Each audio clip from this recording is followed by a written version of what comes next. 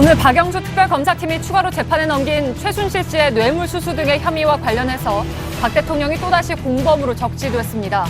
특히 박 대통령이 피의자로 입건되면서 대통령에 대한 수사는 다시 검찰로 넘어갔습니다. 이영선 청와대 행정관의 구속영장 기각 사유에 객관적 자료가 충분히 확보돼 있어 구속이 필요치 않다는 내용이 포함된 사실을 JTBC가 확인했습니다. 특검이 차명폰을 비롯한 관련 증거를 확보했지만 이 행정관이 적극 혐의를 부인하는 등 증거 인멸의 우려를 고려하지 않은 것 아니냐는 지적입니다. 대통령 대리인단은 오늘도 재심을 청구할 수 있다며 헌재의 판정에 불복할 뜻을 내비쳤습니다. 자유한국당 친박계 의원들도 탄핵 절차의 문제점을 다시 거론했습니다. 대통령 대리인단과 친박계 의원들 그리고 친박단체들이 한 목소리로 탄핵 심판 절차 자체를 비판하고 있습니다. 3일절인 내일 서울 광화문 광장 일대에선 박근혜 대통령 탄핵을 촉구하는 촛불 집회와 반대하는 집회가 함께 열립니다. 경찰은 양측의 충돌을 방지하기 위해서 차벽 등을 세워 두 집회를 분리하고 폭력 행사 등에 대해서도 엄단할 방침입니다. 오늘 국방부와 롯데가 경북 성주 골프장 부지와 남양주 군용지를 맞바꾸는 계약을 체결하고 철조망 공사를 시작하면서 성주의 긴장감이 감돌았습니다. 중국 관영 매체는 롯데를 중국 시장에서 축출하자고 주장한 데 이어 한국과 준단교 가능성도 배제할 수 없다고 언급했습니다. 특검법 개정과 황대행 탄핵 등을 논의하기 위해 야 4당 대표가 만났지만 책임 공방만 커졌습니다.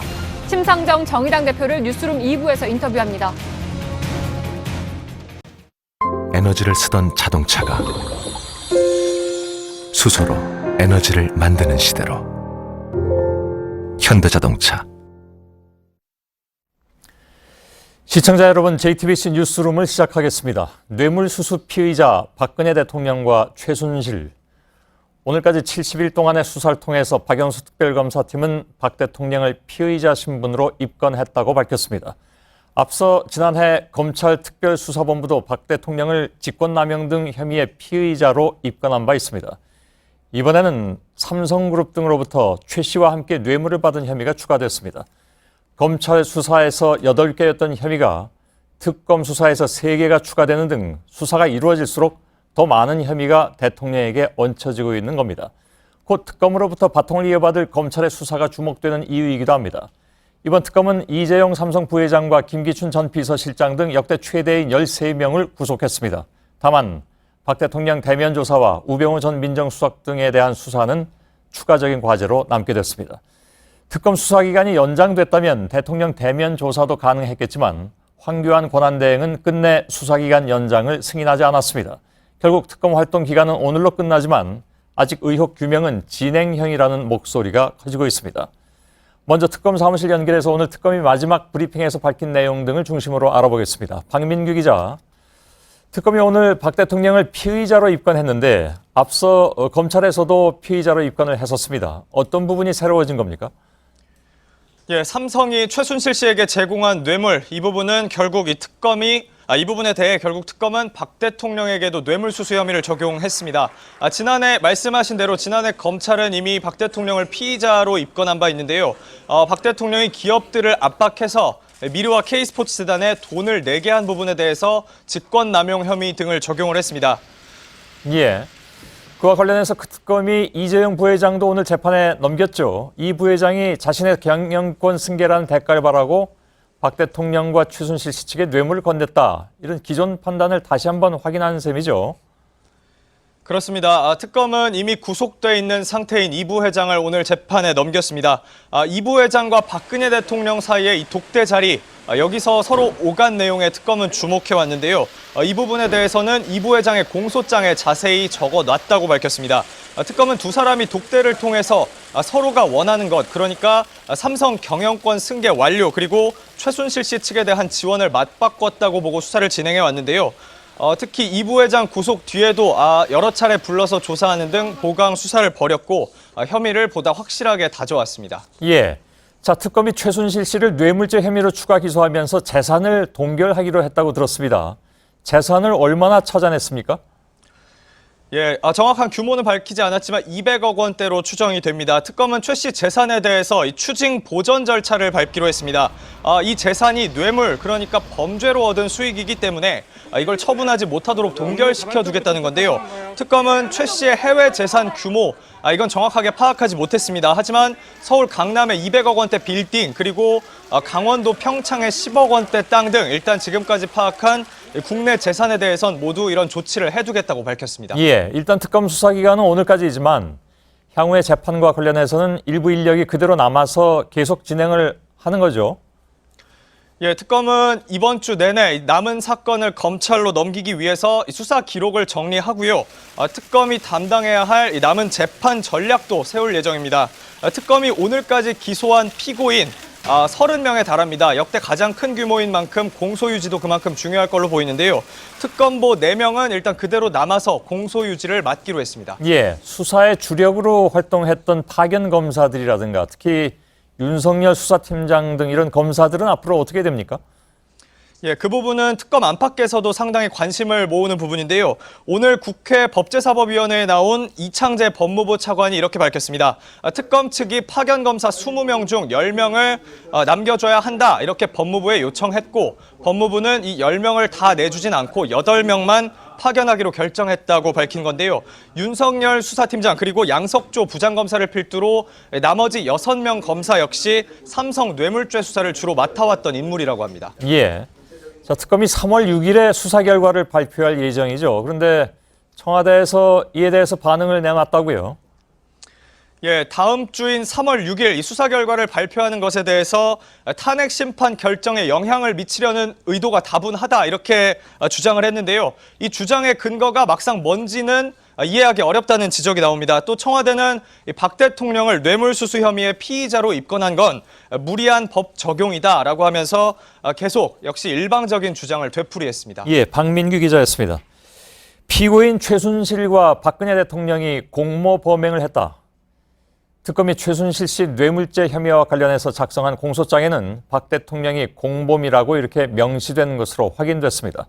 뇌물죄뿐만이 아니라 차명폰 사용, 문화예술계 블랙리스트 관여까지 특검이 새롭게 밝혀낸 대통령의 혐의는 상당히 많습니다. 결국 특검 수사의 성과도 박 대통령 혐의로 모아지고 있습니다. 전다빈 기자가 정리해드리겠습니다. 박영수 특별검사팀은 최순실 씨를 뇌물수수 및 알선수재 혐의로 추가 기소했습니다. 박 대통령과 공모를 통해 삼성그룹으로부터 430억여 원을 받은 혐의 등입니다. 특히 최 씨의 공소장엔 박 대통령이 이재용 삼성 부회장과의 독대 자리에서 최 씨를 위해 지원금을 요구한 정황 등도 담겼습니다. 특히 특검은 박 대통령과 최 씨의 공모 관계를 입증하는 데 중요한 차명폰 사용도 새롭게 밝혀냈습니다. 최 씨가 독일로 도피한 지난해 9월부터 최근까지 차명폰을 통해 박 대통령과 570여 차례 통화한 사실이 드러난 겁니다. 특검은 지난해 JTBC의 태블릿 PC 보도 직후 통화량이 집중적으로 늘어났고 최 씨가 검찰에 처음 출석한 날 일괄 해지된 점으로 미뤄 차명폰 사용이 두 사람의 공모 관계를 가장 잘 드러내는 것으로 판단하고 있습니다. 특검은 또 김기춘 전 비서실장과 조윤선 전 문체부 장관을 문학의 블랙리스트 작성에 관여한 혐의 등으로 구속했습니다. 리스트를 작성해 시행하는 과정, 그리고 문체부 고위공무원 인사개입과 관련해서도 박 대통령의 역할이 상당 부분 파악됐습니다. JTBC 전다빈입니다. 예, 박 대통령과 최순실 씨 공모 관계를 드러내는 중요한 단서 중에 하나가 바로 차명폰 사용입니다. 대통령의 주장처럼 최 씨가 단순한 지인이라면 굳이 차명폰까지 사용할 필요는 없었겠죠. 그런데 차명폰 수십 개를 개통해준 이영선 청와대 행정관 구속영장이 어제 기각됐습니다. 저희 JTBC 취재진이 기각 사유를 취재해보니까 논란이 될 만한 대목이 있었습니다. 정혜성 기자입니다. 어제 법원이 이영선 청와대 행정관의 영장을 기각한 사유엔 객관적 자료가 충분히 확보돼 있다는 내용이 포함됐습니다. 영장 청구와 관련된 범죄 사실 내용이 객관적 증거 자료에 의해 수사가 가능하고 이미 자료가 상당 부분 확보됐다는 겁니다. 하지만 이 행정관의 그동안 행태를 살펴보면 쉽게 납득하기 어렵다는 지적이 나옵니다. 우선 이 행정관은 특검 조사에서 영장에 기재된 차명폰 54대의 개설 자체에 대해 시인하면서도 그 돈을 누가 냈는지 밝히지 않았습니다. 또 박 대통령과 최 씨 주변 인물이 사용할 수십 대의 차명폰 개설과 해지를 전담해왔는데 검찰의 압수수색 등이 이루어지면 휴대전화를 일괄 해지하는 등 증거인멸 정황이 다분하기 때문입니다. 대표적으로 지난해 10월 31일 최 씨가 해외 도피를 끝내고 검찰에 출석한 날에도 차명폰이 한꺼번에 해지됐습니다. 불구속 수사가 원칙이긴 하지만 증거인멸의 우려가 높은 핵심 인물이기 때문에 영장이 기각된 것은 부당하다고 생각합니다. 특히 이 행정관은 한 달 넘게 특검 출석 요구에 응하지 않았고 거주지도 불분명했습니다. JTBC 정혜성입니다. 특검 70일 동안의 결정적인 고비들과 인상적인 장면들은 이번 특검의 의미를 집약적으로 보여줍니다. 건곤일척이라고 표현해드렸던 이재용 부회장에 대한 영장 재청구와 청소하던 아주머니가 최순실 씨에게 던진 질타까지 크고 작은 장면들로 이어져 오면서 최근에는 특검 수뇌부에 대한 신변 위협도 나왔습니다. 결코 간단치 않았던 특검의 수사는 일단 미완으로 마무리됩니다. 김필준 기자입니다.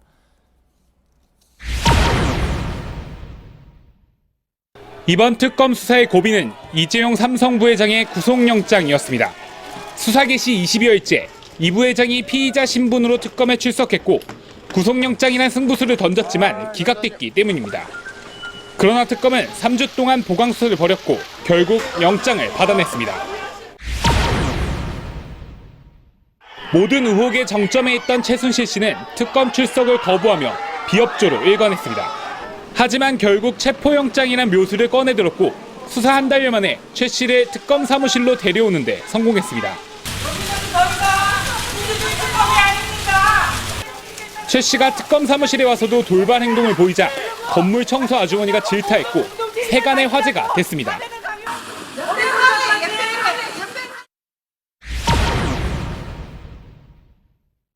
박근혜 정부 실세들이 수갑을 차고 포토라인에 섰습니다. 왕 실장인 김기춘 전 비서실장과 최측근 조윤선 전 문체부 장관도 예외가 아니었습니다. 그러나 왕수석으로 통한 우병우 전 민정수석은 피의자 신분으로 포토라인에 섰지만 구속은 피했습니다. 이규철 특검보는 70일간 브리핑에서 유감의 뜻을 여러 차례 표명했습니다. 깊은 유감을 표명하며 유감의 뜻을 표명하는 바입니다. 매우 유감스럽고 최순실 씨의 억지 주장이나 청와대 압수수색 불발, 대통령 대면 조사 무산 등 특검 수사를 방해하는 모습에 단호한 뜻을 내비쳤던 겁니다. 그러는 사이 특검 사무실 앞 집회는 과격해졌습니다. 박영수 특검과 이규철 특검보를 천장에 매달아두기도 했습니다. 이런 난관과 방해를 돌파하고 특검은 70일을 달려왔습니다.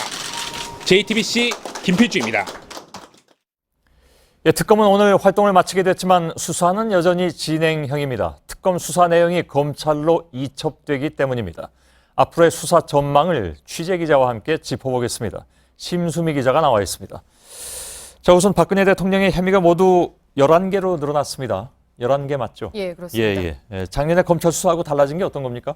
네, 지난해 검찰 수사본부가 박 대통령에게 적용한 혐의는 8개였습니다. 이 대기업의 미르와 K재단 출연금을 내도록 했다라는 강요, 그리고 직권남용, 또 이 기밀문서 유출과 관련한 공무성 비밀 누설 등 혐의였는데요. 예. 특검 수사로 여기에 3개가 추가가 됐습니다. 삼성으로부터 뇌물을 받고 또 문화예술계 블랙리스트와 관련해서 직권남용 및 강요, 그리고 최순실 씨에게 특혜를 준 그 이상화 하나은행 본부장 인사에 부당하게 개입한 이런 직권남용 혐의입니다. 예.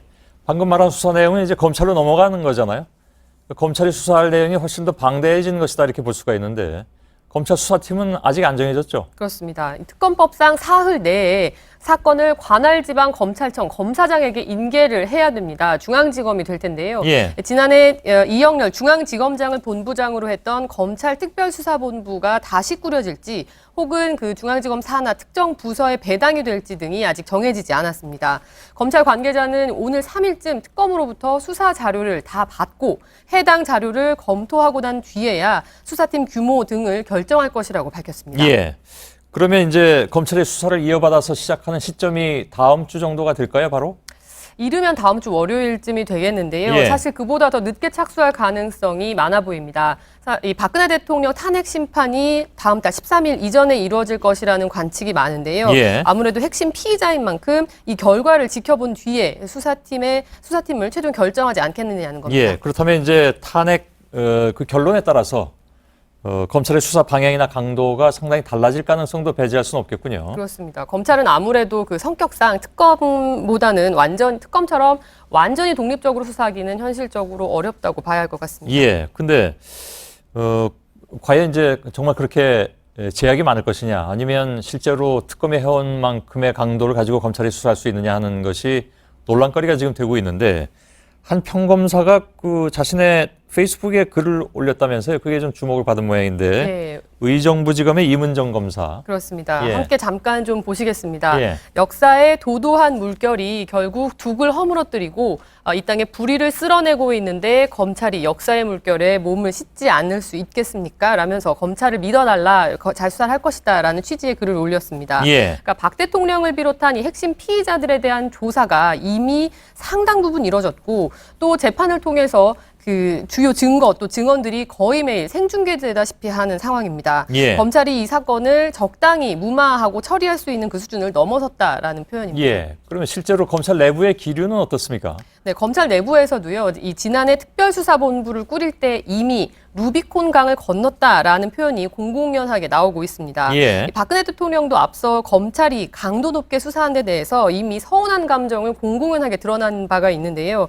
특히 이 정규제 TV 인터뷰에서 탄핵이 기각되면 검찰과 언론 정리하겠느냐라고 질문을 하자 모든 것이 드러났고 누가 어떤 사람인지 다 알게 됐다, 이렇게 말을 했습니다. 예. 때문에 검찰이 자신들의 그 조직 생존을 위해서라도 명운을 걸고 수사에 나설 수 있다라는 관측이 나옵니다. 예. 앞서 보신 그 임 검사의 글에 이런 내용도 담겨 있습니다. 검찰 수뇌부에서 공수처 도입 필요성을 스스로 만들어주는 우를 범치 않기 위해서라도 이 자정 노력을 발휘하지 않을까 기대해 봅니다. 이렇게 예. 썼는데요. 공수처가 들어서면 검찰의 위에 올라서는 상황이 되기 때문에 검찰로서도 매우 곤혹스러운 상황이 될 테니까 그것은 피하지 않겠느냐. 현실적인 진단인데 모르겠습니다. 이 이문정 검사의 전문 검사의 뭐랄까 정의감이 통할지 아니면 좌절할지 그건 곧 알 수 있게 되겠죠. 예, 심수미 기자였습니다. 헌법재판소 재판관들이 오늘부터 재판관 평의에 들어갔습니다. 철저한 보안과 비공개 속에 박 대통령 탄핵 결론을 내기 위한 논의를 시작한 겁니다. 일부 언론에선 재판관들이 격론을 벌였다 이렇게 보도하고 있지만 사실 평의 내용이 전혀 알려지지 않고 있기 때문에 정확하게는 그 분위기를 알 수 없다는 것이 맞습니다. 헌재 바깥에서는 일부 친박단체와 대통령 대리인단의 헌재 흔들기가 노골화되고 있습니다. 촛불 집회로 분출된 민심을 폄하하는가 하면 8인의 재판부가 결론을 내면 안 된다거나 법에도 없는 재심이 가능하다는 식의 주장을 펴면서 불복 움직임까지 보이고 있습니다. 이런 여론몰이는 탄핵 심판 결론이 내려질 때까지 향후 열흘간 계속될 것으로 우려됩니다. 그러나 지금까지 80일 넘게 이어진 변론에서 박 대통령의 탄핵 사유에 대한 수많은 증언과 증거들이 공개된 바가 있죠. 이런 물증에도 불구하고 대통령 측은 끊임없이 여론전만 펼치고 있는 상황인데요. 이런 상황 속에서 박 대통령은 오늘 박사모에게 감사의 메시지를 전했다고 합니다. 먼저 임지수 기자가 보도해드립니다. 어제 대통령 대리인단은 발언 순서조차 합의하지 못한 채 심판정에 나섰습니다. 4분 오열된 모습이 고스란히 드러난 겁니다. 이런 상황에서도 6시간 넘게 이어진 마라톤 변론 동안 촛불 민심을 폄훼하는 발언들로 한 목소리를 냈습니다. 대통령 측 서석구 대리인은 북한의 김정은이 신년사에서 남조선 촛불 항쟁은 당국에 대한 쌓이고 쌓인 원한과 분노라 했다며 촛불 집회를 두둔하는 국회 탄핵은 대한민국에 대한 선전포고이자 반란이라고 주장했습니다. 이와 더불어 이중환 대표 대리인도 왜곡 보도가 시민들의 도덕적 감정을 자극했고 그에 분노한 시민들이 거리로 뛰쳐나가 촛불을 들면서 탄핵 사건이 시작됐다며 촛불 민심을 깎아내렸습니다. 대리인들의 논리가 서로 부딪혀 모순을 드러내기도 했습니다. 박 대통령의 공무상 기밀 유출 혐의와 관련해 전병관 대리인은 최순실 씨처럼 평범하고 대통령과 친분이 있어 보안 누설에 염려가 없는 경우 국가 기능을 위협하지 않아 기밀이 아니라는 논리를 폈습니다. 그런데 이중환 대리인은 이와 배치되는 주장을 했습니다. 최순실과 내연 관계에 있던 고영태가 청와대 자료를 불법적으로 확보한 뒤 약점을 잡아 이익을 취하려 했다며 고영태에게 기밀이 유출됐을 가능성을 인정한 겁니다. JTBC 임지수입니다. 이런 가운데 여전히 직무정지 중인 박근혜 대통령이 탄핵 반대 단체가 보낸 이른바 러브레터를 받고 여기에 감사의 메시지를 보낸 것으로 확인됐습니다. 박 대통령은 이 메시지에서 큰 격려가 됐다고 말했습니다. 남궁욱 기자입니다. 대통령 탄핵에 반대하는 친박단체들의 모임, 이른바 탄기국이 운영 중인 온라인 카페입니다. 오늘 올라온 게시물 중에 박 대통령으로부터 감사의 메시지를 받았다는 글이 눈에 띕니다. 지난 2일 박 대통령의 생일 때 회원들이 격려 편지를 모아 100만 통의 러브레터라는 선물을 보냈더니 오늘 답장이 왔다는 겁니다. 글을 올린 이는 탄기국의 정광용 대변인입니다. 정 대변인에 따르면 박 대통령은 여러분의 편지를 읽어보았습니다. 고맙고 감사드립니다라고 감사의 뜻을 밝혔습니다. 이 메시지의 명의는 직무정지 전부터 박명록 등에 써온 대통령 박근혜였습니다. 청와대 관계자는 박 대통령이 정 대변인에게 답장을 보낸 건 맞다며 다만 비서실을 통해서 보냈는데 정확한 형식은 모르겠다고 말했습니다. JTBC 남궁욱입니다. 예, 조금 아까 저희가 특검의 주요 장면들을 소개해드렸는데 이번에는 헌재의 주요 장면들을 한번 살펴보죠. 국회 소추위 측이 박근혜 대통령의 혐의와 의혹을 제시한 것이 사실 한두 가지가 아닙니다. 그중에서도 증인으로 나온 핵심 참모들의 증언은 매우 중요한 판단 근거가 될 것으로 보입니다.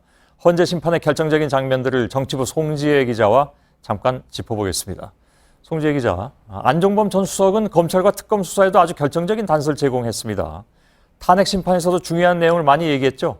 네, 안 전 수석은 워낙에 많은 얘기를 했는데요. 특히 대통령의 이 사면권과 관련된 언급은 탄핵 심판에 상당히 중요한 대목입니다. 예. 지난달 16일 5차 변론에 출석했는데요. 이 자리에서 박 대통령이 이 재단 문제와 삼성 승계, SK 사면 등의 전방위로 관여했다는 걸 인정했습니다.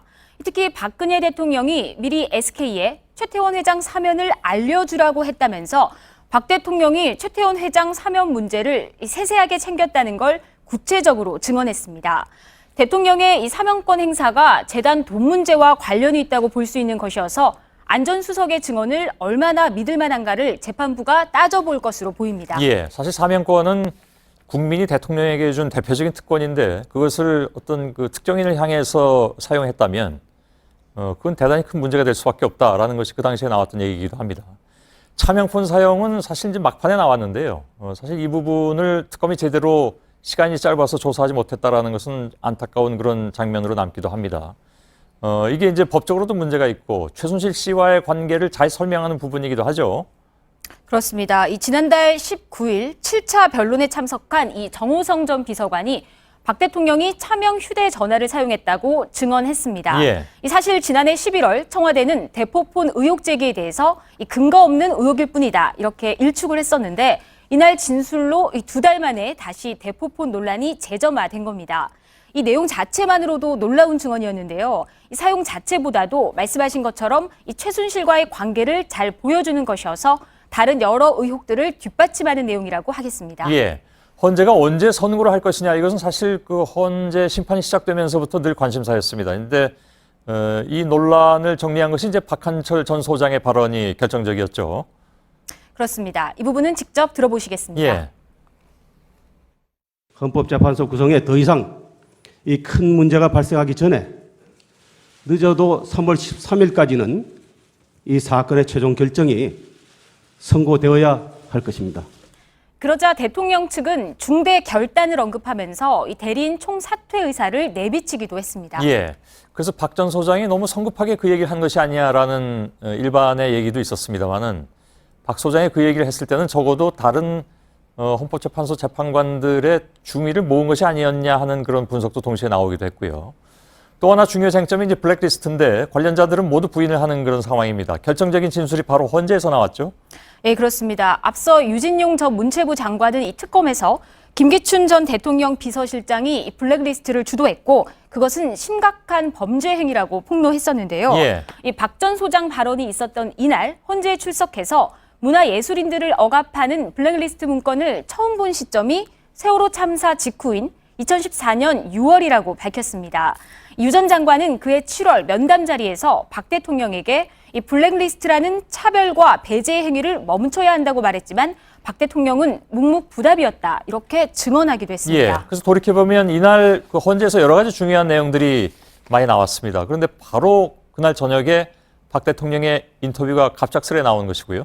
그렇습니다. 이날 이 박 대통령은 정교재 TV와의 인터뷰에서 뇌물 혐의 등 이 모든 혐의를 부인했습니다.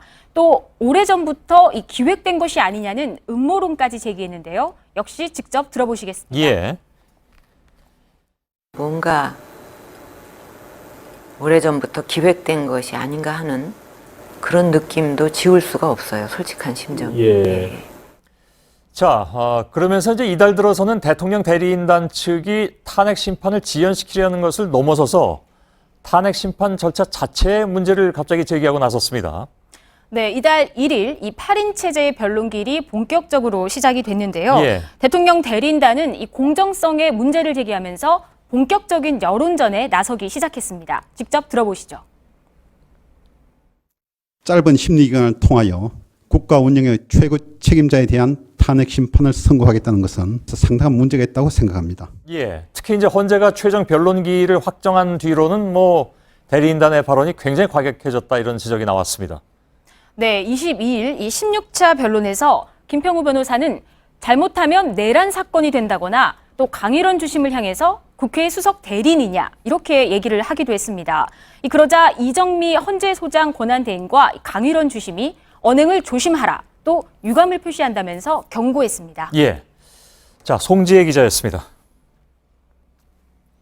이처럼 불과 며칠 뒤면 이제 헌재 선고가 나오는 상황인데 대통령 대리인단은 여전히 헌재 결과에 승복하지 않겠다는 뜻을 공공연히 밝히고 있습니다. 헌재 재판부가 불공정하고 비정상적이어서 승복할 수 없다는 이른바 이제 불복 프레임인데요. 선고가 나오지도 않았는데 대리인단은 오늘도 재심 청구를 거론했습니다. 윤서령 기자의 보도입니다. 헌재 변론을 마친 대통령 대리인단은 오늘도 장외에서 헌재 결정에 불복할 수 있다는 취지의 발언을 이어갔습니다. 이것은 지금 이대로 가면 민사소송법 451조 1항 1호 소정의 이거는 재심 사유가 될 수도 있다라는 것을 법률적으로 말씀드리는 거지. 재심 사유가 될 수 있다라고 그 의도를 비친 것은 불복하겠다는 저는 얘기로 들리는데요. 이것은 대단히 저는 잘못된 것이다 생각하고. 탄핵 심판은 구인의 재판관 이름으로 선고돼야 하고 국회 통과 절차도 잘못됐기 때문에 재심을 하거나 소추안을 아예 국회로 돌려보내야 한다는 주장입니다. 하지만 헌재가 이 같은 주장을 받아들일 가능성은 거의 없습니다. 이미 헌법재판소법에는 심판 정족수를 7인으로 규정하고 있고 국회 절차에 문제가 없다는 점은 법무부의 의견이기도 합니다.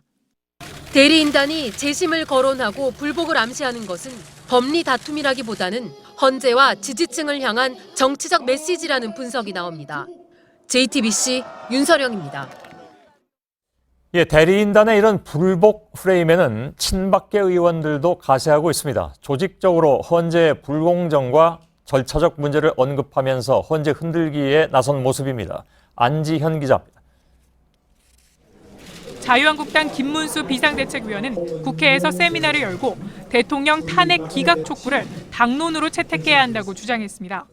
저는 대통령이 정치를 하는 동안 뇌물을 받았다는 것을 듣도 보도 못했습니다. 이분들께서도 대통령이 탄핵될 이유가 없다고 합니다. 그러면서 탄핵 소추안의 국회 의결이 절차적으로 위법하다는 주장을 꺼내들었습니다. 13개의 탄핵 사유를 일일이 표결하지 않은 게 절차적으로 문제가 있어 무효라는 주장입니다.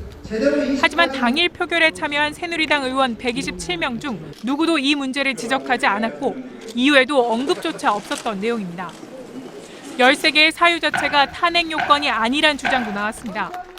직권남용은 대통령이 그 권한이라는 게 무한정 넓기 때문에 일부 위반했다 하더라도 그 대통령 탄핵 사유가 되지도 않을 거고 광요죄라는 것도 하지만 인사권 전행 등 직권남용과 기업의 돈을 요구하는 강요 또는 뇌물 혐의가 인정된다면 탄핵 사유에 충분하다는 게 헌법학자들의 시각입니다. 앞서 법조인 출신 친박계 의원들은 탄핵 심판 절차에 허점을 찾는 회의를 열기도 했습니다. 조금만 잘못하면 다 탄핵하겠다. 이걸 갖고 다 탄핵하겠다 그러면 이 탄핵 당하지 않을 공무원 누가 끼겠습니까? 이어서 이런 식이면 탄핵 공화국이 될 것이라는 주장도 나왔습니다. JTBC 안지연입니다. 3일절인 내일 서울 도심에서는 박 대통령 탄핵 인용과 기각을 촉구하는 집회가 동시에 열립니다. 특히 친박단체 등은 그동안의 촛불 집회 참가자들이 모였던 광화문 광장 바로 옆 세종대로 사거리에서 집회를 열기로 해서 양측의 충돌 가능성이 우려되고 있습니다. 이선화 기자입니다. 촛불 집회와 친박단체 집회는 그동안 1km 거리를 두고 각각 광화문 광장과 서울 광장에서 열렸습니다. 하지만 내일은 처음으로 인접한 장소에서 집회가 개최됩니다. 우선 촛불 집회 주최 측은 오후 5시 기존처럼 광화문 광장에서 18차 집회를 시작합니다. 3.1절을 기념해 태극기를 들되 친박단체와 구분하기 위해 노란 리본을 달겠다고 말했습니다. 일본군 위안부 피해자인 이용수 할머니와 박원순 서울시장도 무대에 오릅니다. 그런데 바로 옆에서도 친박단체의 집회가 열립니다. 기존의 덕수궁 대한문이 아닌 광화문 광장 옆 세종대로 사거리에 무대를 설치한다는 겁니다. 오전 11시 종교 집회로 시작해 오후 2시 본집회를 한 뒤 밤 8시쯤 집회를 마무리할 계획입니다. 특히 오후 2시 반부턴 청와대 인근까지 행진했다가 세종대로까지 다시 돌아오는데 촛불 집회가 시작하는 시간과 맞물려 양측 간 충돌 가능성도 배제할 수 없습니다. JTBC 이선화입니다. 이런 가운데 경찰은 내일 광화문 광장을 둘러싸는 차벽을 설치해서 양측이 충돌하지 못하게 막겠다고 밝혔습니다. 신진 기자입니다. 친박단체가 세종대로 내거리에 집회 신고를 하면서 경찰은 비상이 걸렸습니다. 광화문 일대에서 오후 5시를 전후로 촛불 집회 참가자들과 친박 집회 참가자들이 뒤섞일 가능성이 있기 때문입니다. 친박단체는 집회를 짧게 마친 뒤 오후 2시 30분부터 5시까지 광화문 광장을 외곽에서 둘러싸는 대열로 행진을 합니다. 그런데 5시부터는 촛불 집회가 시작되기 때문에 이 과정에서 양측 참가자들이 접촉할 가능성이 있습니다. 경찰은 이 때문에 광화문 광장 전체를 차벽으로 둘러싸 막을 예정입니다. 또 친박단체가 청와대와 헌법재판소 방향의 행진 경로를 선점하면서 촛불 집회 측의 행진 경로는 다소 축소됐습니다. 경찰이 경로가 겹쳐 마찰이 우려된다며 당초 촛불 집회 측이 신고한 행진 경로와 집회 장소를 대부분 허용하지 않았기 때문입니다. 하지만 촛불 집회 측이 낸 가처분 신청을 오늘 법원이 일부 받아들이면서 제한된 경로의 행진은 가능해졌습니다. 앞서 이철성 경찰청장은 내일 집회 현장에서 위험한 물품을 압수 조치하고 위험 인물의 신원을 확인하는 등 만일의 사태에 철저히 대비하겠다고 밝혔습니다. JTBC 신진입니다. 98년 전 3월 1일 온 국민이 태극기를 흔들면서 대한 독립을 외쳤던 날, 그래서 3.1절은 태극기를 빼고는 생각하기가 어렵습니다. 그런데 올해 3.1절을 앞두고 최근 많은 단체와 시민들이 딜레마에 빠졌습니다.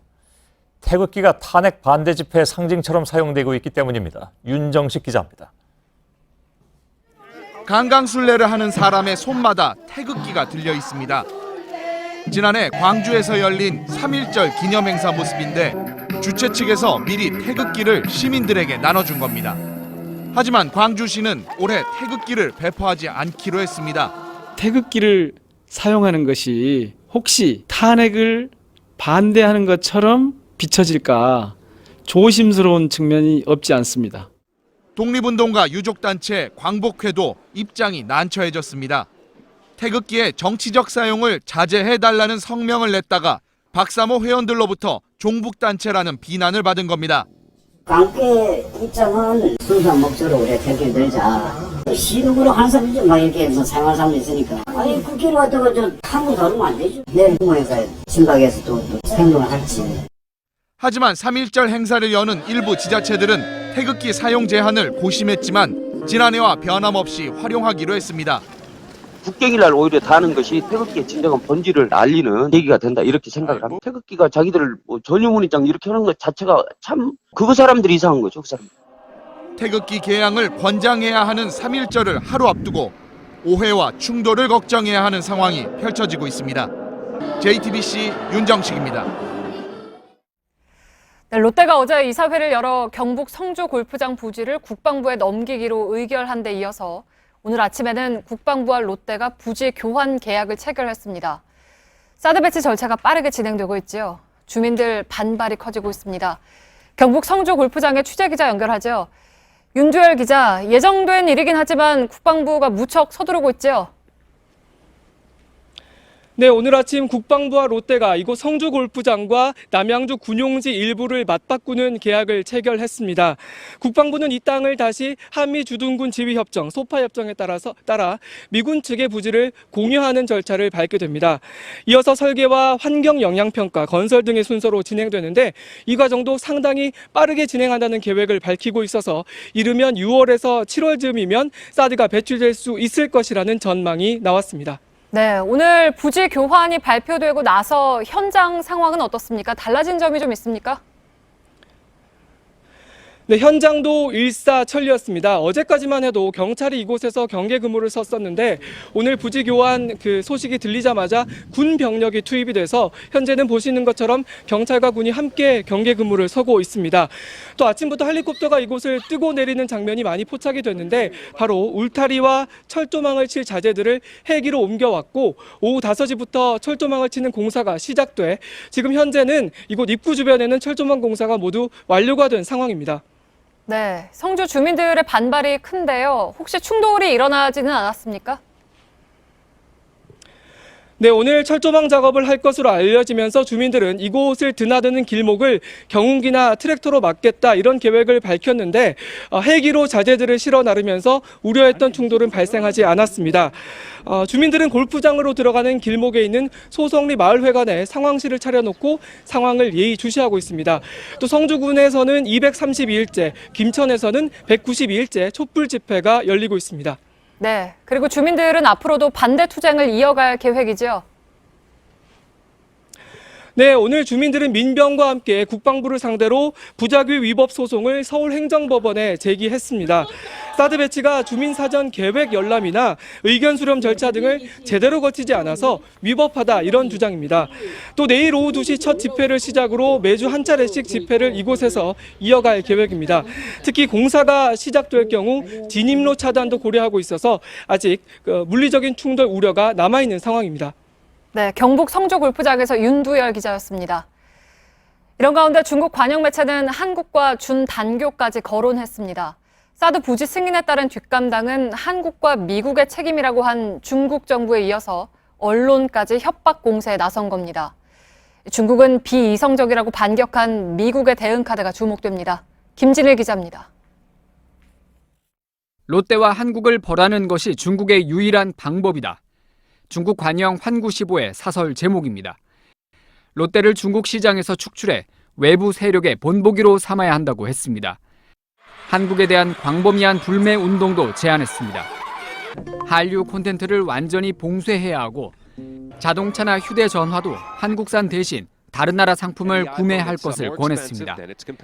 공산당 기관지 인민일보 해외판의 SNS 매체는 사드가 한국에 배치되면 한중 관계는 준단교 가능성도 배제할 수 없다고 주장했습니다. 중국 매체가 준단교를 언급한 것은 이번이 처음입니다. 外国企业在华经营成功与否，最终要由中国的市场和中国的消费者来决定。 미국은 즉각 중국 견제에 나섰습니다. 미 국무부는 중국이 한국의 자위 조치를 압박하는 것은 비이성적이고 부적절하다고 논평했습니다. 중국이 한국 기업들의 보복 조치를 하고 있다는 보도를 주시 중이라고도 했습니다. 사드 배치는 정책적 목표라는 미국이 하나의 중국 원칙이나 남중국해 이슈에서 중국의 새로운 압박 카드를 내놓을 수 있다는 분석도 나옵니다. JTBC 김진일입니다. 삼성그룹이 오늘 그룹 컨트롤 타워인 미래전략실을 해체하겠다고 공식 선언했습니다. 이재용 부회장을 비롯한 그룹 수뇌부가 대거 기소되자 경영 쇄신 차원에서 60년 가까이 이름을 바꿔가며 유지해온 핵심 조직을 결국 없애기로 한 겁니다. 정경유착의 고리를 완전히 끊어낼지는 더 지켜봐야겠습니다. 강나현 기자입니다. 미래전략실 해체는 사실상 그룹 기능 해체를 뜻합니다. 미래전략실은 삼성그룹의 컨트롤 타워로 조직 전체의 경영 전략이나 인사 홍보 등을 총괄해왔습니다. 삼성은 앞으로 각 계열사 경영을 해당 대표이사와 이사회 자율에 맡기겠다고 밝혔습니다. 매주 수요일 열리던 그룹 사장단 회의도 없애고 그룹 이름으로 진행하던 행사도 폐지합니다. 정부나 국회를 상대로 하는 대관 업무 담당 조직도 사라집니다. 최지성 실장과 장충기 차장을 비롯해 팀장 7명도 사임했습니다. 국정농단 사태에서 드러난 정경유착 고리를 끊기 위해 앞으로 일정 규모 이상의 외부 출연금과 기부금을 집행하려면 반드시 이사회나 산하위원회 승인을 거쳐야 합니다. 미래전략실은 1959년 이병철 창업주가 만든 비서실에 뿌리를 두고 있습니다. 그룹의 부침 속에 간판을 3번 바꿔달면서도 60년 가까이 이어왔습니다.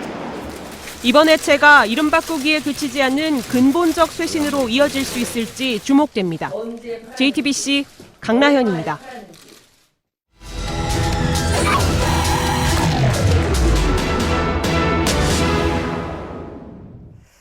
정부가 4대강 녹조 현상을 해결하겠다면서 이달 말부터 16개 보의 수문을 시범적으로 열고 있습니다. 주변 환경에 영향이 없을 만큼 강물의 높이를 낮추고 있는 건데 현장에선 예상치 못했던 문제들이 속속 드러나고 있습니다. 밀착 카메라 박소연 기자입니다. 경기도 여주시 남한강입니다. 강변을 따라 단 모양의 쇳덩이 여러 개가 나란히 놓여 있습니다. 1m 한 50이 쭉 빠진 거예요. 물이. 그게 다 드러나게 된 거죠. 우리도 이제 깜짝 놀란 거예요. 그걸 보고. 아직 강물에 반쯤 잠겨 있는 쇳덩이에 가까이 가봤습니다. 제가 서 있는 이포보 상류 5km의 지점의 수심은 제 허벅지 높이도 채 되지 않습니다. 외부에 노출된 이 철골 구조물은 강바닥에 단단히 박혀 있어서 이렇게 힘껏 밀어봐도 꿈쩍도 하지 않습니다.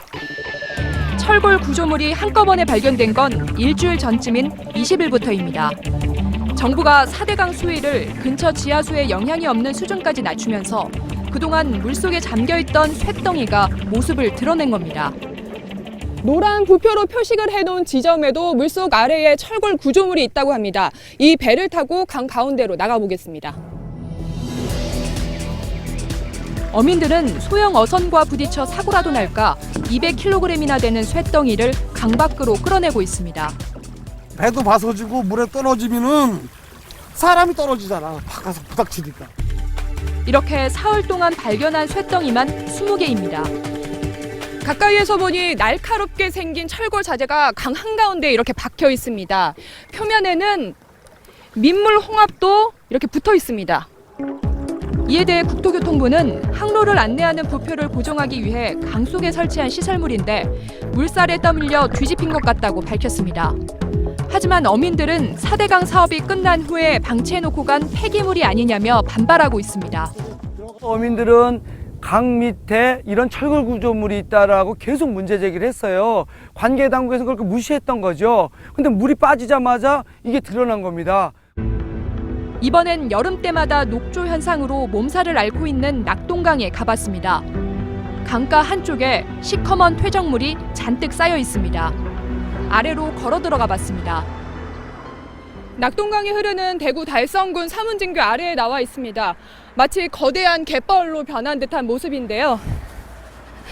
한 걸음을 떼기 힘들 정도로 이렇게 다리가 푹푹 빠지고 있습니다. 발을 잘못 디뎠다간 움직이기 어려울 정도로 펄에 깊이 빠집니다. 삽으로 퇴적물 속을 걷어 올려 봤습니다. 오염된 물에서 주로 서식하는 붉은 깔따구와 실지렁이가 꿈틀거립니다. 수질이 굉장히 악화됐다. 이런 증거로 꿀밭에는 산소도 없고 그러니까 이제 얘들 이런 종들만 살 수 있는 환경으로 바뀌어버린 거예요. 다행히 강물 아래에서는 입자가 고운 모래를 볼 수 있었습니다. 하지만 녹조 현상을 가속화시키는 녹조 알갱이가 일부 둥둥 떠다닙니다. 물이 며칠 사이에 빠지다 보니 제 키만한 높이의 가파른 모래 경사가 생겼습니다. 원래는 저쪽 수풀이 있는 곳까지 물이 가득 차 있었습니다. 쩍쩍 갈라진 강바닥엔 배를 드러내고 메말라 죽은 자라와 조개도 나뒹굴고 있습니다. 4대강 건설 이후 처음 드러난 강바닥의 모습은 과거와 확연히 달라져 있습니다. 가뭄에 대비하겠다며 22조 원을 들였지만 본래 취지와는 다르게 생태계와 수질만 악화시킨 것 아니냐는 비판이 거세지는 이유입니다. 밀착 카메라 박소연입니다.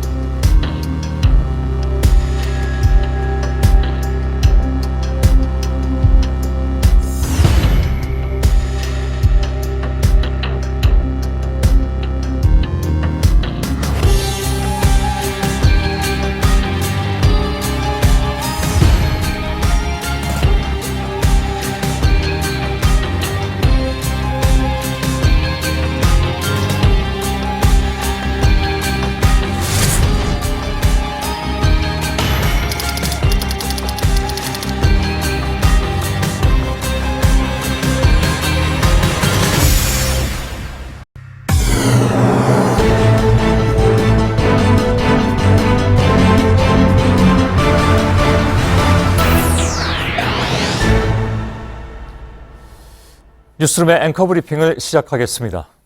2월은 짧습니다. 고작 28일. 그래서인지 2월은 아쉽습니다. 미처 정리하지 못한 겨울의 흔적들 때문이겠죠. 그러나 올해 2월은 조금 억울해할지도 모르겠습니다.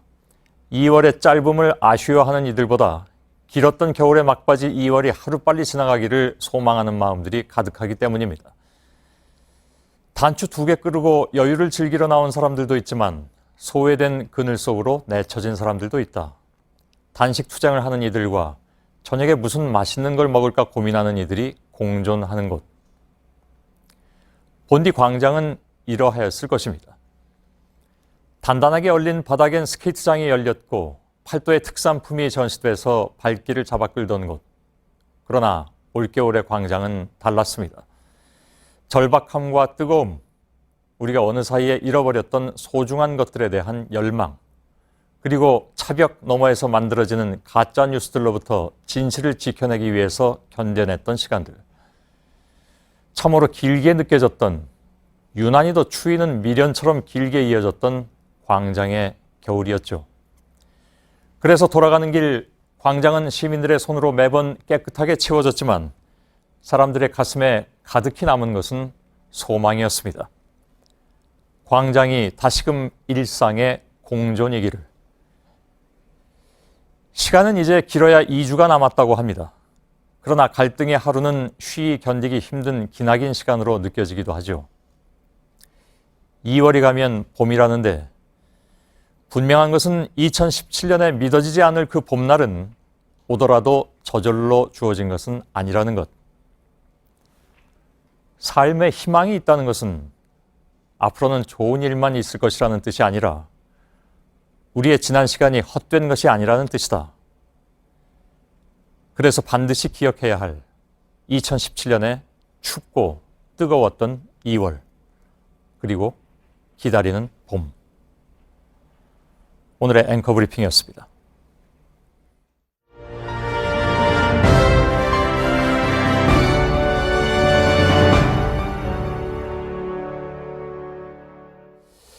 예, 저녁 때 늦게 전해진 소식인데요. 베트남 현지에 건설 중인 삼성 디스플레이 공장에서 베트남 직원들의 대규모 폭동이 일어났습니다. 인명피해도 있는 것으로 전해지고 있습니다. 국제부 연결해서 자세한 소식을 알아보겠습니다. 강신우 기자, 이번 사건은 어떻게 벌어진 겁니까?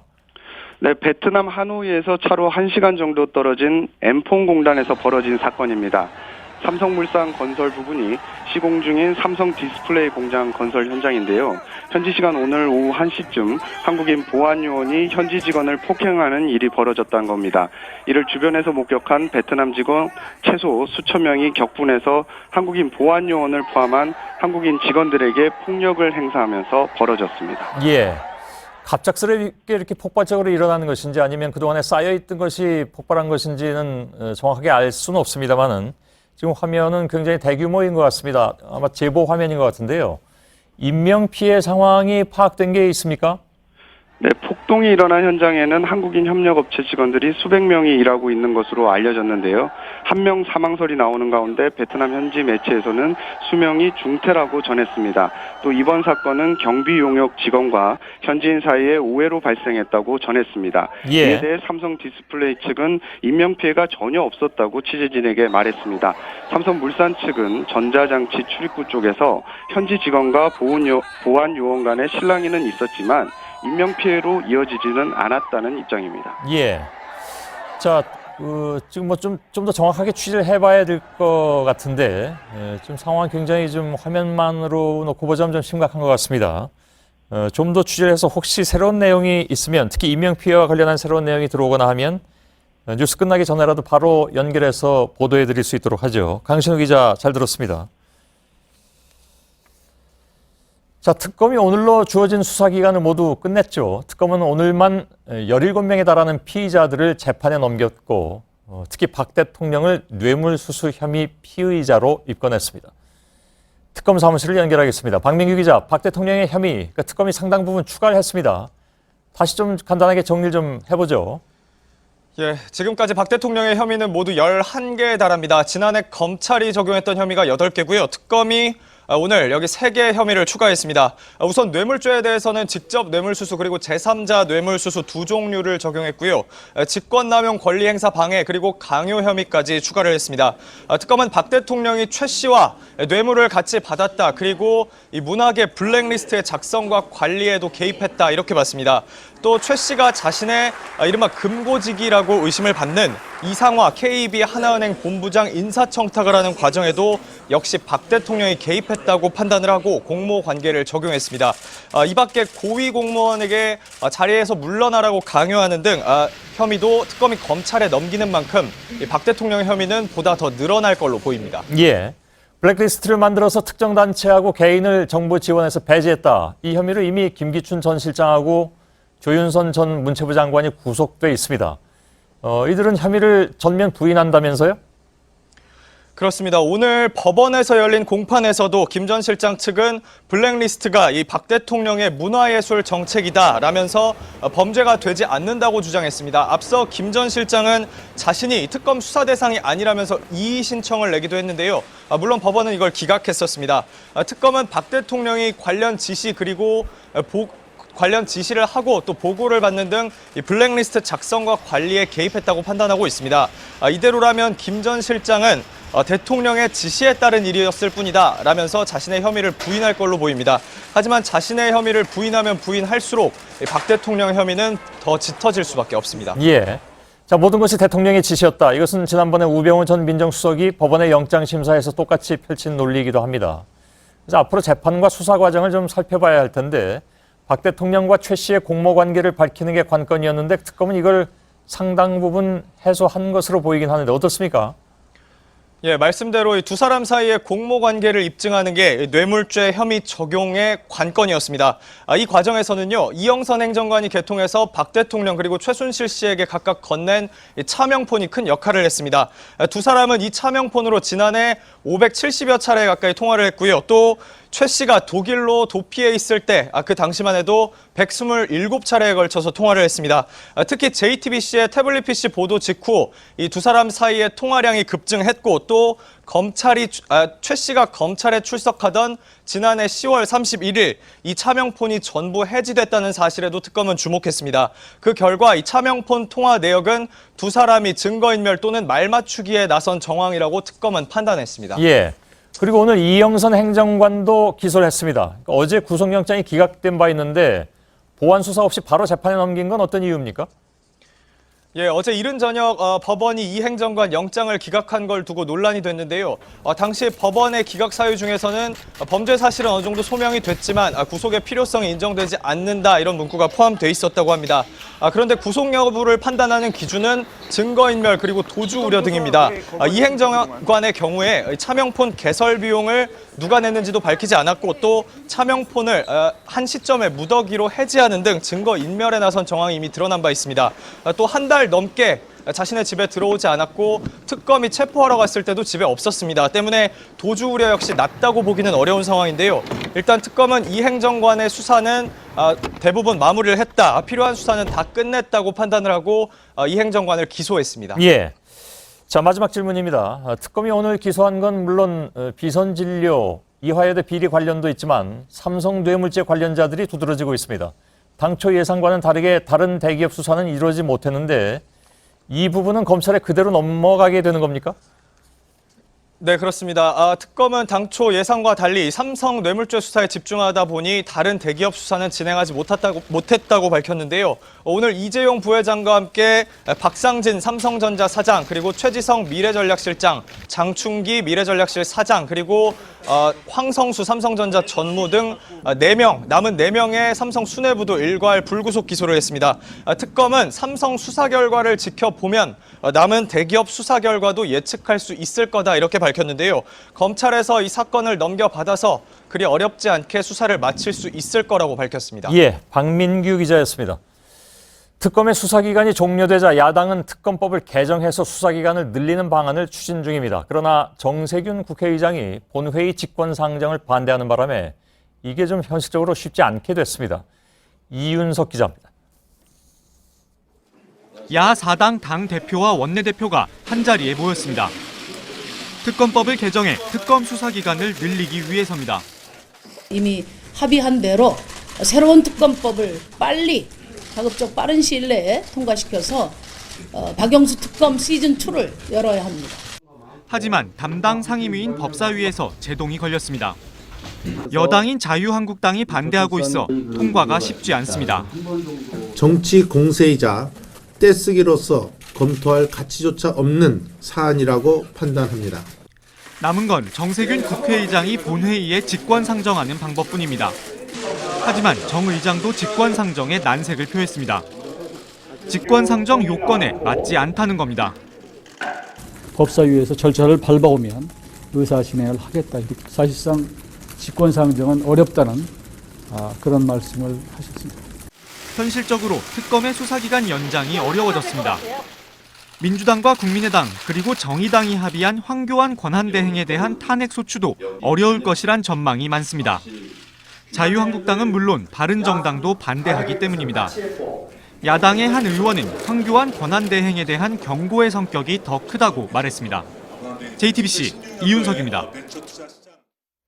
예, 오늘 바로 이 4당 지도부 회담에 참석했던 야당의 대표 한 분을 모시겠습니다. 심상정 정의당 대표가 지금 옆에 나와 계신데 오늘 어떤 얘기가 오고 간 건지 그리고 이건 더 이상 이제 어찌 해볼 수가 없는 일인지 그 내용도 좀 들어봐야 될 것 같습니다. 심상정 대표님 안녕하십니까? 오랜만입니다. 네, 안녕하세요. 예. 대선 주자시기도 한데 네. 대선 주자 릴레이 인터뷰에 모셨어야 되는데 못 모셨습니다. 다음에 또 기회를 주시겠죠. 기대하고 있습니다. 지지율이 올라가셔야 됩니다.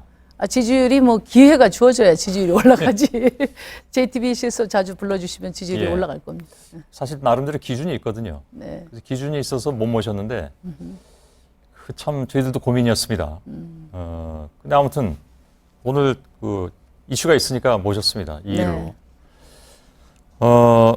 근데 역시 주자시기 때문에 주자로서의 받으실 질문은 잠시 후에 조금 좀 드리도록 하겠습니다. 네, 질문도 해주시고요. 또 다음 기회도 또 주시고 그래 주십시오. 예, 지지율이 올라가시면 모실 수 있습니다. 이거 참 말씀드리면서도 곤혹스럽습니다. 자, 아무튼 지금 총리공관 앞에서 연좌 농성도 하셨고 지금도 하고 계십니까 혹시? 안 하시죠? 아닙니다. 예, 이틀 동안 하셨죠? 네. 예. 특검 연장을 위해서 가장 적극적이셨습니다. 그러면 민주당이나 국민의당은 좀 덜 적극적이었던가요? 그렇죠. 왜 그렇게 보십니까? 근데 이제 시민들은 지금 과감한 변화를 원하고 있거든요. 예. 비상한 수단을 강구해 주기를 바라고 있는데 정치권은 여전히 일상적 해법에 머물러 있으니까 시민들의 요구와 정치권의 지금 노력 사이에는 큰 괴리가 있죠. 그래서 저희 정의당은 국민들의 요구를 받아안는 가장 현실적이고 실현 가능한 방안을 저희가 고민해 보고 그 방향으로 야당들을 견인하는 역할을 계속 해오고 있습니다. 예. 견인이 잘 안 되는 거 아닙니까, 그런데? 저는 지난번 탄핵소추 때도 주저하고 망설이던 야당들 중심 잡아서 탄핵소추 가결시키는데 저와 정의당이 나름 큰 역할을 했다고 자부합니다. 그럼 지금 특검 연장은 정세균 의장이 안 된다고 했고, 그렇죠? 직권상정은 안 한다고 했는데 법사위에서 여당 간사가 김진태 의원이니까 합의해 줄 리는 만무해 보이고요. 그러면 총리 탄핵안은 어떻게 돼가고 있습니까? 바른정당은 안 한다고 했는데. 총리 탄핵안 3당이 추진하기로 했고요. 특검법 문제도 이제 국회의장이 결단을 하셔야 됩니다. 황교안 권한대행이 국민의 여망을 저버렸는데 국회마저도 국민의 뜻을 받들지 않으면은 우리 국민들 누구를 의지합니까? 그렇기 때문에 직권상정은 지금 법 테두리 내의 비상수단이거든요.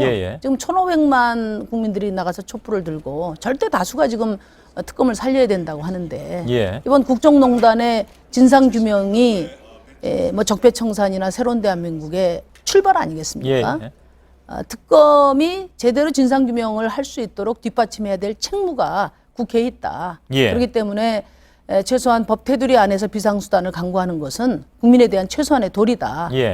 국회의장께서 결단하시라고 내일도 제가 찾아뵙겠습니다. 정세균 의장이 생각을 바꿔야 된다는 얘기가 되는데요. 바꾸셔야죠. 정세균 의장은 아마도 직권상정의 여러 가지 조건으로 놓고 볼 때 지금 이것이 거기에 맞지 않는다라고 판단했기 때문일 텐데 어떻게 설득을 하시겠습니까? 그러니까 법 조문을 따지더라도 예. 지금이 비상 시국이냐 아니냐 이것은 뭐 누가 봐도 자명한 문제고요. 예. 그것을 따지기 전에 국회에서 만든 특검법의 입법 취지를 예. 훼손시켜서 거부를 한 거거든요. 황교안 총리가. 그렇다면 지금 뭐 직권상정의 요건을 규정한 법은 국회법이고 예. 국회의 자율권에 속하는 법이에요. 국회의 입법 취지를 유린한 이런 불순한 의도에 굴복해서는 절대 안 된다. 예. 그렇게 생각합니다. 당연히 직권상정 요건이 되죠. 예.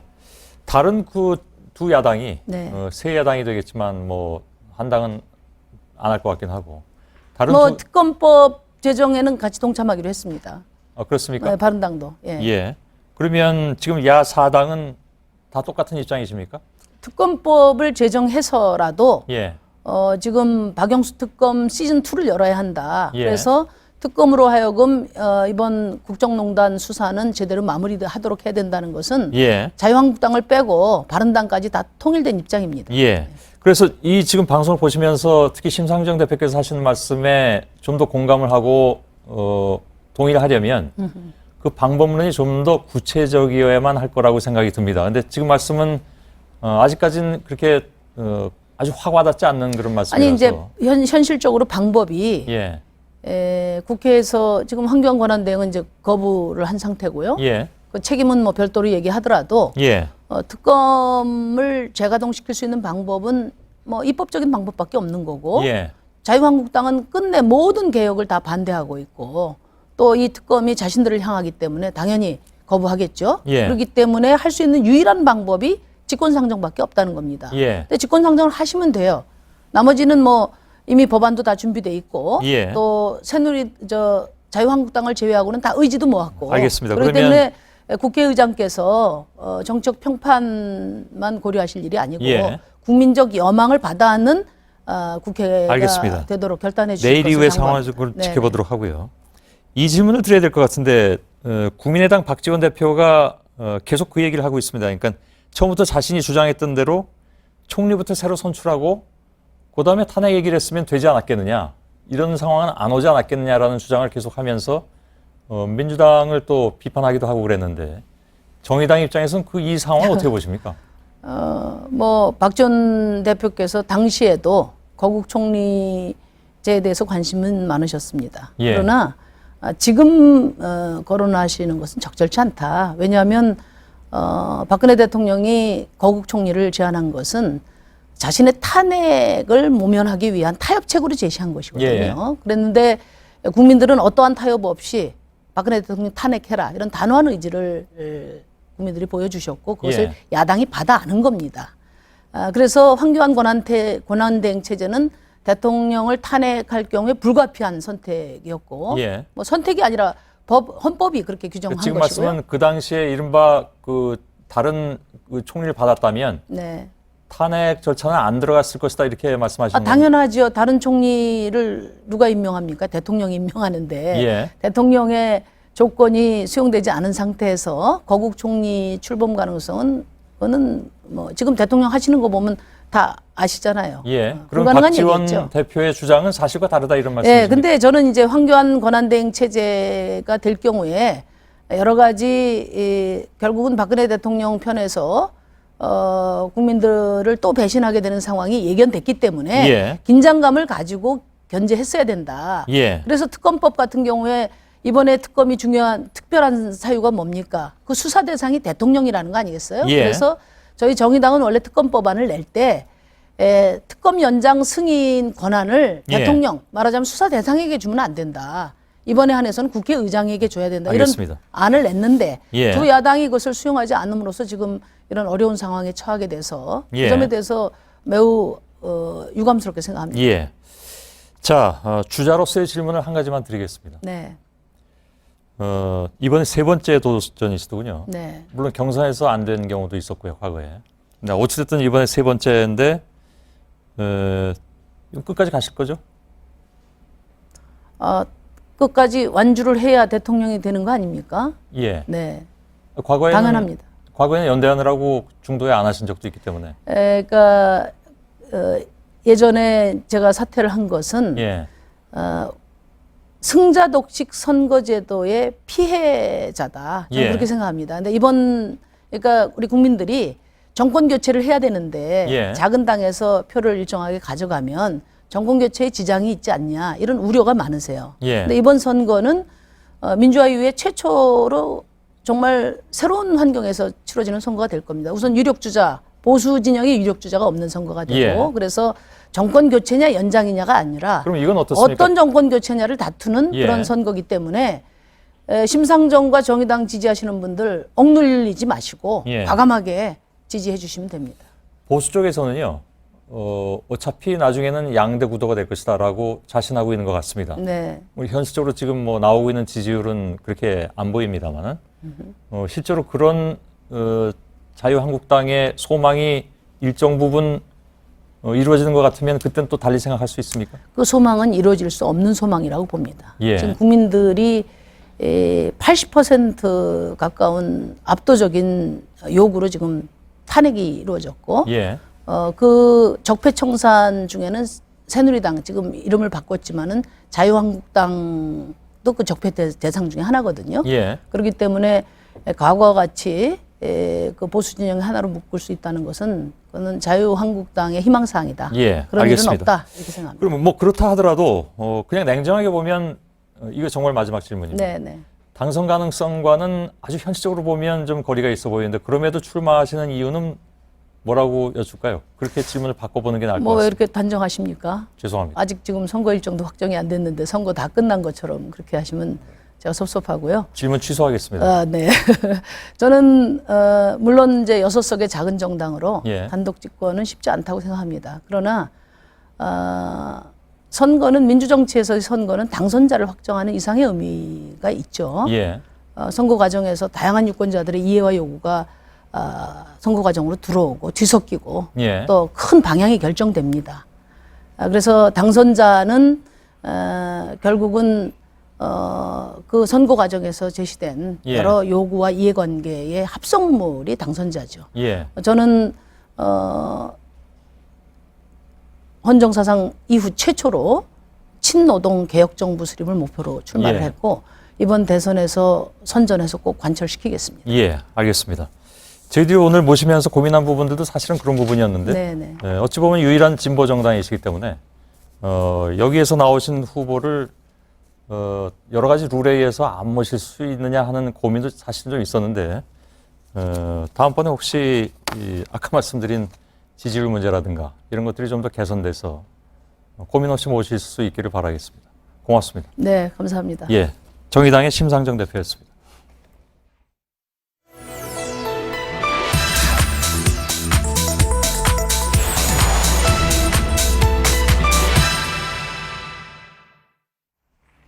네, 박근혜 대통령의 탄핵 여부는 8인 체제에서 결론 납니다. 그런데 대통령 대리인단과 친박계가 이 8인 체제는 위헌이라고 주장했습니다. 심지어 이정미 권한대행도 3년 전에 위헌이라는 의견을 냈다고 주장했고 극우 사이트를 중심으로 이 내용을 확산하고 있습니다. 그러나 팩트체크 결과 이는 사실이 아니었습니다. 오대영 기자, 우선 8인 체제가 위헌이라는 주장부터 좀 살펴볼까요? 네, 헌법재판관의 정원은 9명입니다. 네.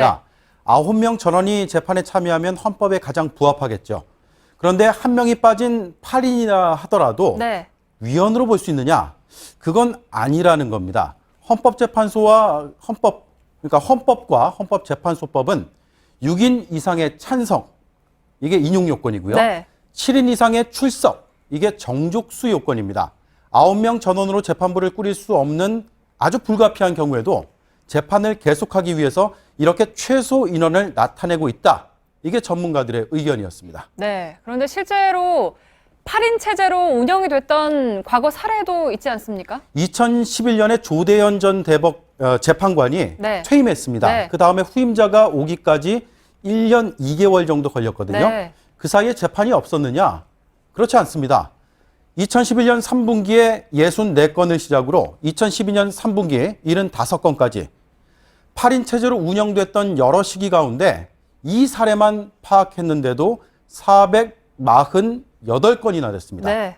이게 다 위헌일까요?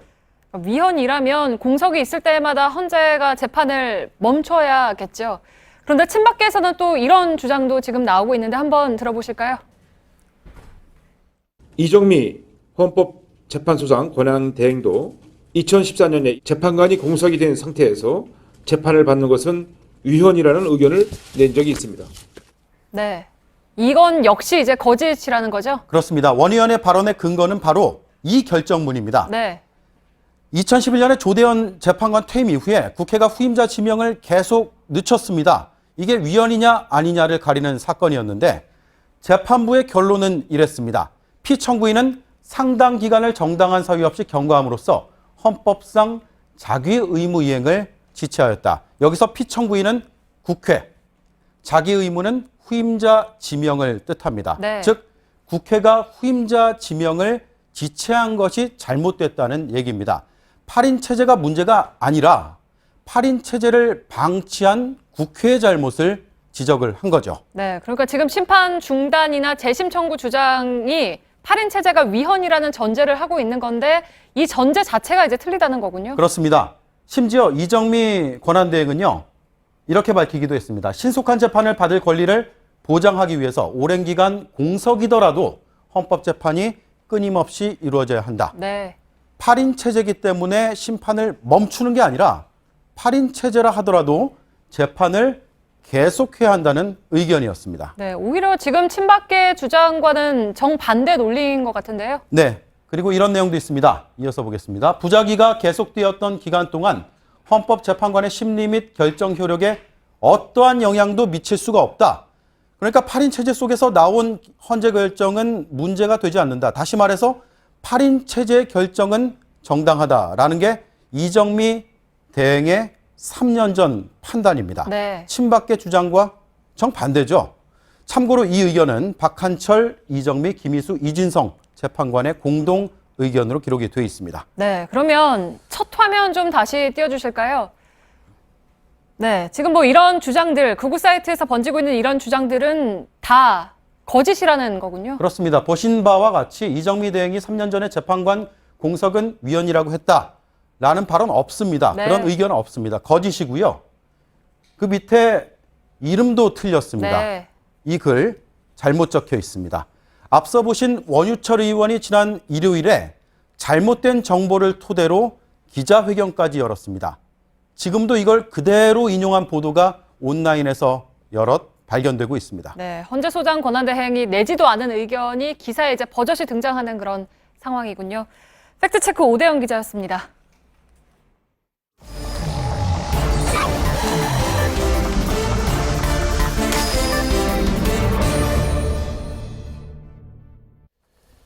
예, 비하인드 뉴스를 시작하겠습니다. 이성대 기자가 나와 있습니다. 첫 번째 키워드 열어볼까요? 네, 첫 번째 키워드입니다. 사공 많은 대리인단. 자, 대통령 대리인단의 이중환 대표 변호사가 어제 최종 변론을 다 끝낸 다음에 기자들한테 이렇게 얘기를 했습니다. 자, 변호사 3명의 의견의 일치를 보는 게 벼룩 10마리를 데리고 서울에서 부산까지 가는 것만큼 힘들다. 이렇게 얘기를 했습니다. 예. 저런 표현도 있는 거군요. 대리인단이 이끄는데 어려움이 있었던 토로로 해석이 되긴 하는데 굳이 3명을 말한 건 뭐 특정인을 언급한 겁니까? 왜냐하면 더 많잖아요. 그렇습니다. 그런데 구체적인 설명을 하진 않았지만 어렵지 않게 추정할 수 있다는 게 지금 기자들의 설명인데요. 예. 자, 실제로 그동안 많이 보셨지만은 변론은 안 하고 재판정에서 태극기를 흔든다거나 또는 당뇨가 있다고 하면서 뭐 점심시간을 좀 달라고 하거나 또는 주심을 기피 신청한다거나 이런 그 대리인단이 있었습니다. 예. 자, 이럴 때마다 이중환 변호사는 이렇게 얘기를 했었죠. 대리인단의 전차 합의된 내용이 아니다. 설명을 늘 해왔습니다. 예.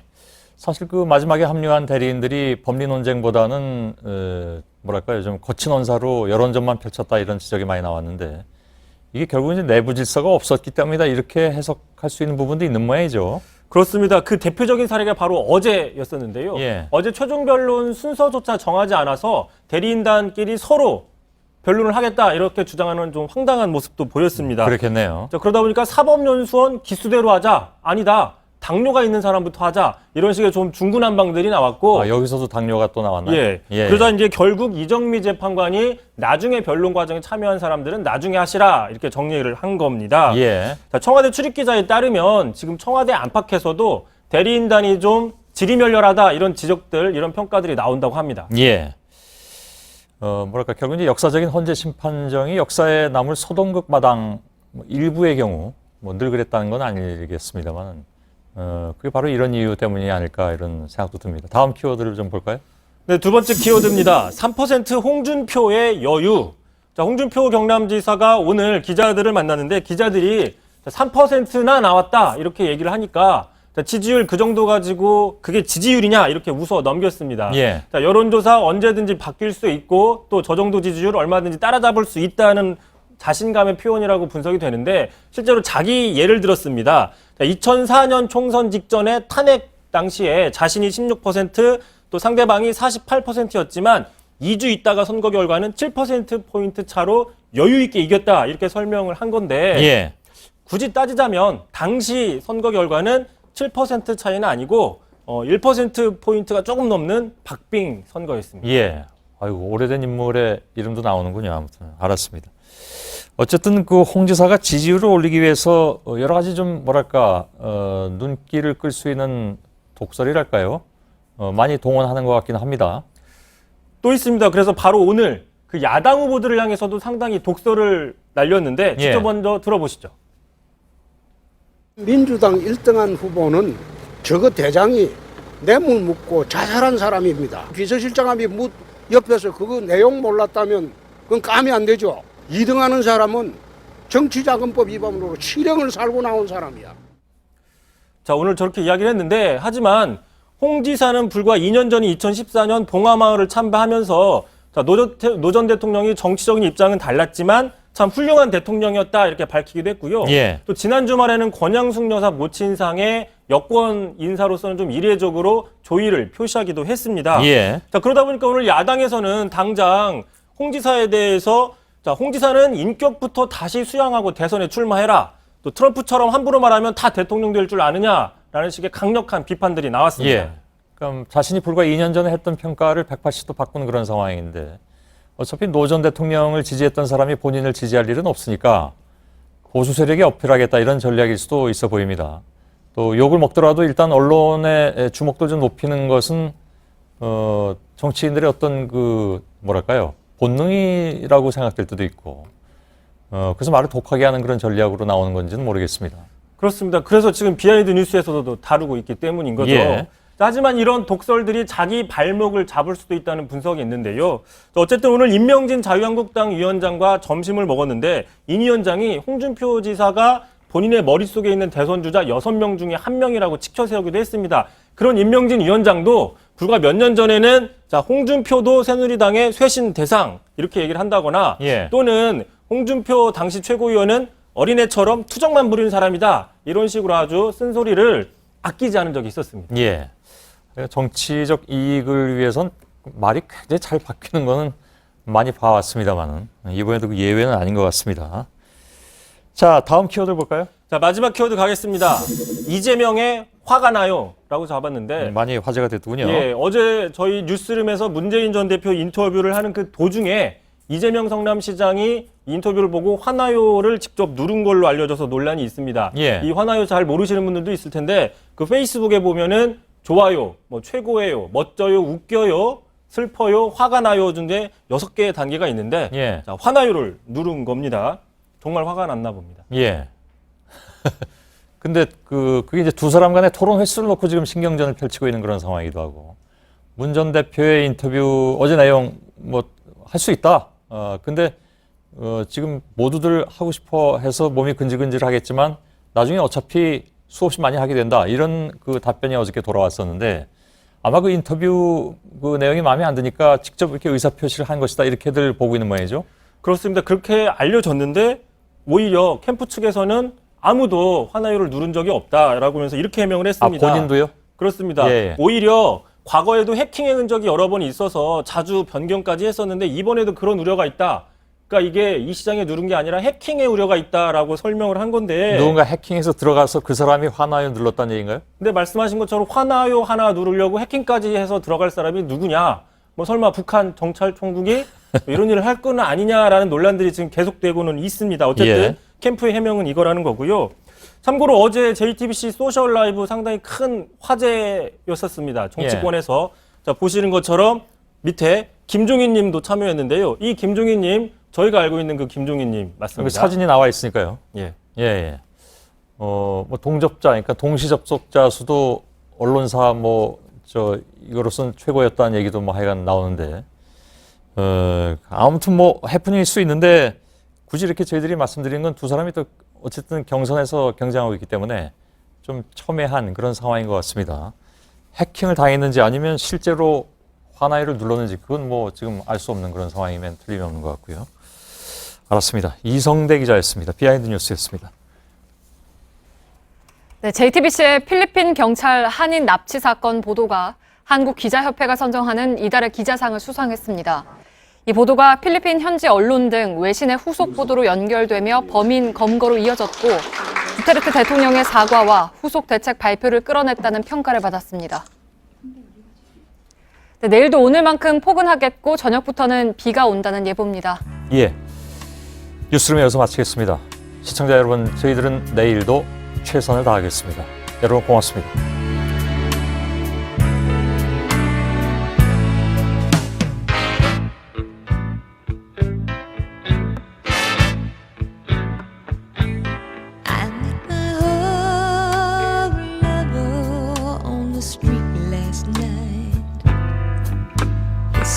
So glad to see me, I just smiled.